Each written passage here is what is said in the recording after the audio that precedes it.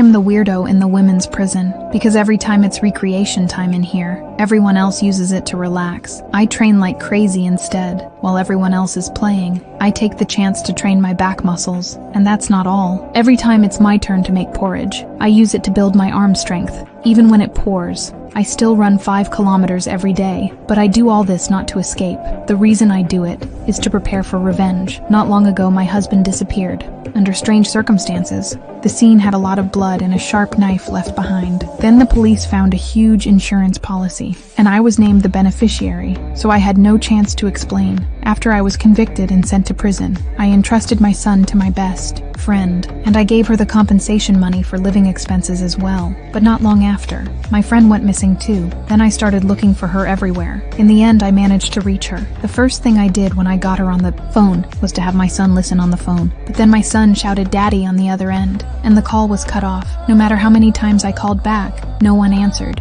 Then it hit me. This was all my husband and my friend conspiring. They had not only stolen the compensation money, they had taken my son away from me. Knowing the truth, I was a wreck every day, until a cellmate who used to be a lawyer told me that the law will not prosecute the same person twice for the same crime. I was already in prison for killing my husband. If I ever got out alive, even if I went and killed him right in the middle of town, no one could touch me. So from then on, I trained like crazy. I took every prison job I could. Finally, after 6 years, I got a chance at parole. As soon as I was out, I hurried to look into where my friend had gone. I knew she was a teacher, so I figured checking the teacher registry would lead me to her new workplace. But that search left me stunned, because there were over 1,000 people with her exact same name. In the end, I decided to break into one of the schools she used to work at, trying to find her social security number in the records room. But just as I got the number, the police discovered me. But I was not even panicked, because 6 years of hard training in prison were finally going to pay off. I leapt straight from the second floor, then vaulted over the barbed wire. Then I sprinted all the way and led the cops onto the beach.